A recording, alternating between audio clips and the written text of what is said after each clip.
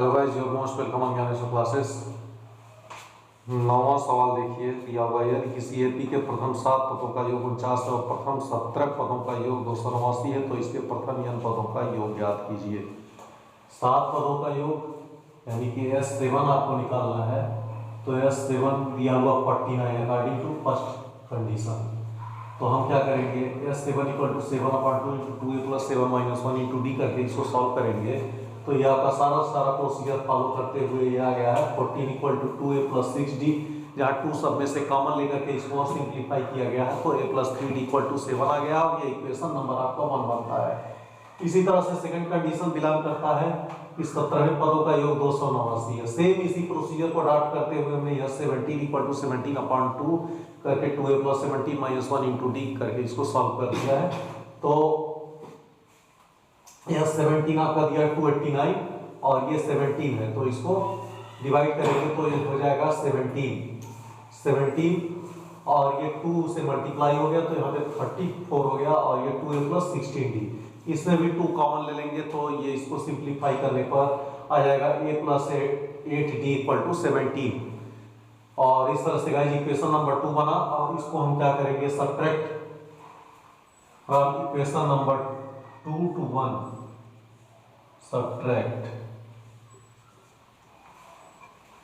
2 से 1 को घटा देंगे तो a - a 8d - 3d, यहाँ पे 5d हो जाएगा 17 - 7 ये हो जाएगा 10, d = हो जाएगा 10/5, तो 10/5 का मतलब 2 हो गया। Put the value of d on equation number 1। Equation number 1 में d की वैल्यू पुट अप करेंगे तो a + 3d = 7, ये हो गया आपका दिया हुआ है ये a + 3d = 7, इक्वेशन नंबर 1 यहाँ पे लिखेंगे।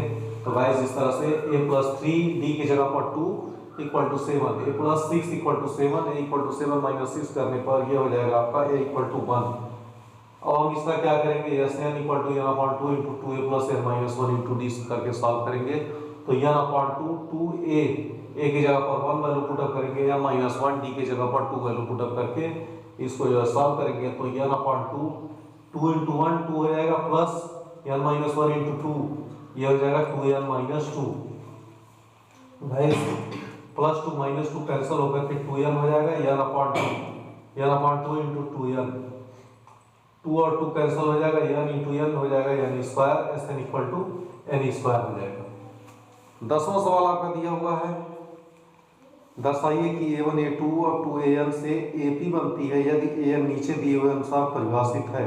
an = 3 + 4n,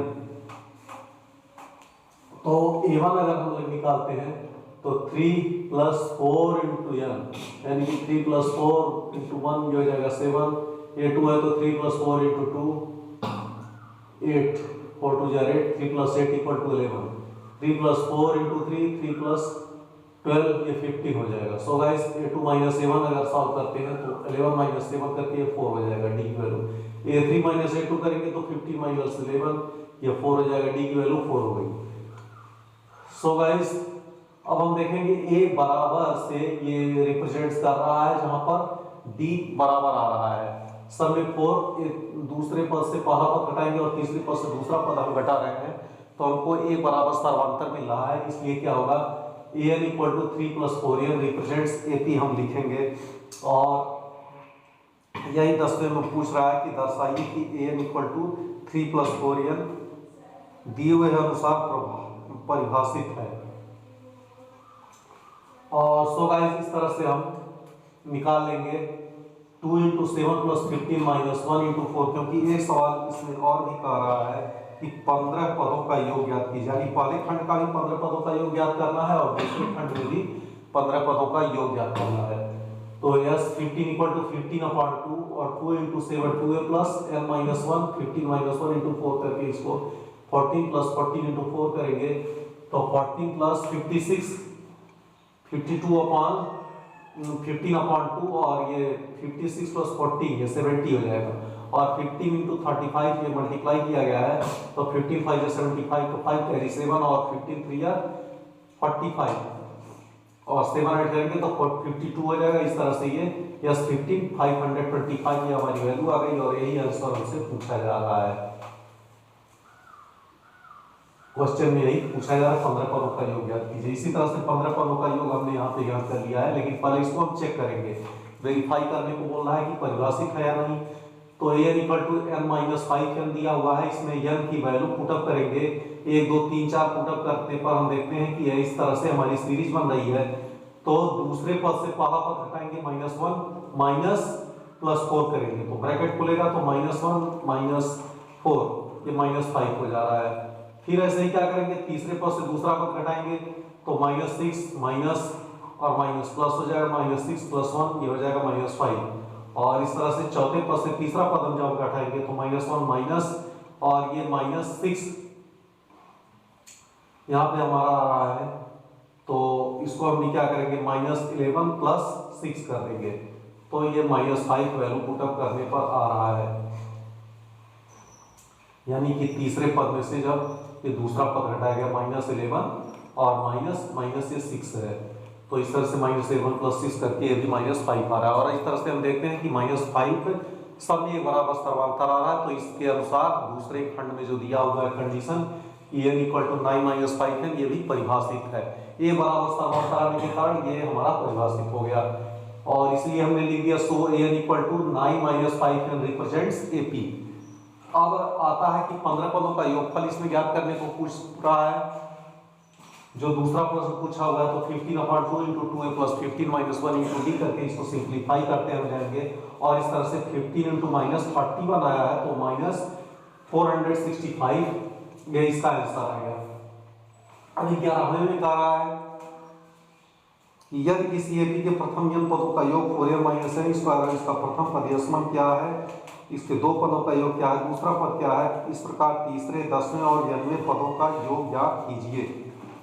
तो हम क्या करेंगे, दिया हुआ आपका Sn इक्वल टू n पदों का योग, यानी कि Sn equal to 4n - n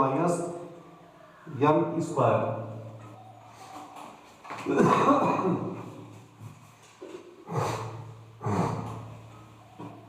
तो अगर इसका Tn निकालेंगे तो Sn - Sn - 1 इस तरह से आएगा, एक घटाने पर या Sn की वैल्यू में इसको पुट अप करेंगे तो a1 a2 a3 हो जाएगा अप टू an - 1 + an, और Sn - 1 अगर निकालेंगे तो इस तरह से सीरीज बनते हुए आपका आएगा an - 1 a1 a2 a3 an - 1। और हमने क्या किया, Sn - 1 कर देंगे अगर, तो हम देखेंगे कि an जो आ रहा है हमारा ये सब कैंसिल होकर के Sn - 1 इक्वल टू an आएगा। ये an यहाँ पे बचेगा और इसको यहाँ पे घटा दिया जाएगा। Sn की वैल्यू दिया 4n - n स्क्वायर।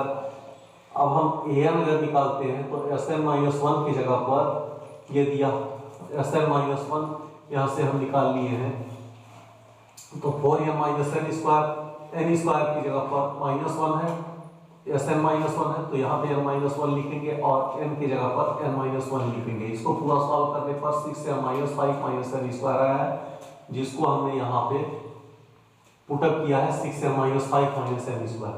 अब इसको घटा दिया जाएगा Sn - 1 करने पर, तो आपका ये आएगा 5 - 2n। और यही हमारा पूछ रहा है प्रथम पद कितना होगा, n वां पद पूछ रहा है, तो n वां पद तो हमारा 5 - 2n आंसर हमको गेटअप हो गया। अब फिर उसके बाद से क्या करेंगे, a1 यहां से निकाल देंगे, तो a1 हो जाएगा 5 - 2n करने पर n की वैल्यू हम अगर n इक्वल टू 1 रखेंगे, यहाँ पे लिख देते हैं वेयर n इक्वल टू 1, तो यहाँ पे a1 3 आ जाएगा। अब यहाँ पे n इक्वल टू 2 करने पर हमारा आ रहा है 1, इस तरह से a2 निकल गया। a3 अगर हम निकालते हैं तो n इक्वल टू 3 करने पर ये हमारा आ जाएगा 5 - 6 इक्वल टू -1। अब हम देखेंगे कि a1 a2 a3 3 1 और -1, इस तरह से गाइस आ जाएगा आपका a1 a2 a3 3 1 और -1। S2 आ जाएगा आपका a1 + a2 3 + 1 = 4, d = a2 - a1 1 - 3 = -2, a10 आ जाएगा a1 + 9d, a10 की वैल्यू में a1 + 9d यानी कि पहले पदों का योग और 9d, यानी कि ये 10वां पदों का जब निकालेंगे तो a plus n minus 1 into D वाले फार्मूले से ये a1 प्लस 9d आ गया है। यानी कि प्रथम पद जो हमारा दिया हुआ है, प्रथम पद हमारा 3 है और 9d ये सॉल्व करने पर आया है n माइनस 1 इंटू डी करने पर, यानी 10 माइनस 1 इंटू डी जब आप करेंगे तो इस तरह से आ जाएगा n 9 इंटू माइनस 2, और इस तरह से 3 माइनस 18 करने पर ये माइनस 15 आएगा और ये 10वें पदों का योग ज्ञात हो गया। तो यही आपको पूछ रहा है कि दूसरा पद कितना होगा, 10वां पद कितना होगा, तीसरा पद कितना होगा, पहला पद कितना होगा। तो ये सारे के सारे आंसर आपके निकल गए। और एस एन की वैल्यू पूछ रहा है तो एस एन की वैल्यू यहाँ पर 5 माइनस 2n आपका आ गया। ये जो कि चारों आंसर इसमें पूछ रहा है, चारों क्वेश्चन पूछ रहा है तो चारों का आंसर यही हो गया। अब आप ये बात ऐसे प्रथम 40 धन पूर्णांकों का योग ज्ञात कीजिए जो 6 से विभाज्य है। तो 6 से विभाज्य का मतलब कि अगर इसमें 6 जोड़ा जाए तो 12 होगा, 6 फिर जोड़ा जाए तो 18 होगा, 6 जोड़ा जाए 24 होगा, और इस तरह से एक हमारी सीरीज मिल जाती है। तो a इक्वल टू 6 और d करेंगे तो दूसरा पद में से पहला पद घटाएंगे तो हमको d मिलेगा जो कि 6 हो रहा है। फिर यहाँ से तीसरा पद में से दूसरा पद अगर घटाते हैं तो 18 में से 2 अगर घटाते हैं तो ये 6 होता है। n equal to 40, S n equal to n upon 2 into 2a plus n minus 1 into D. तो गाइस इस तरह से 20 हो जाएगा, 2 इंटू 6 a की जगह पर 2 into 6 12 plus n minus 1 40 minus 1 into D, यानी कि इंटू 6 12 प्लस 39 इंटू 6 हो जाएगा। तो गाइस ऐसे हो जाएगा 20 इंटू 12 प्लस 39 इंटू 6 करेंगे तो 234 होगा, और 234 प्लस 12 246 हो जाएगा 492, यानी कि ये हो जाएगा 20 इंटू 246 492। 13वां है 8 के प्रथम 15 गुणजों का योग ज्ञात कीजिए। तो 8 के प्रथम 15 गुणजों का योग यानी कि a इक्वल टू 8 होगा, और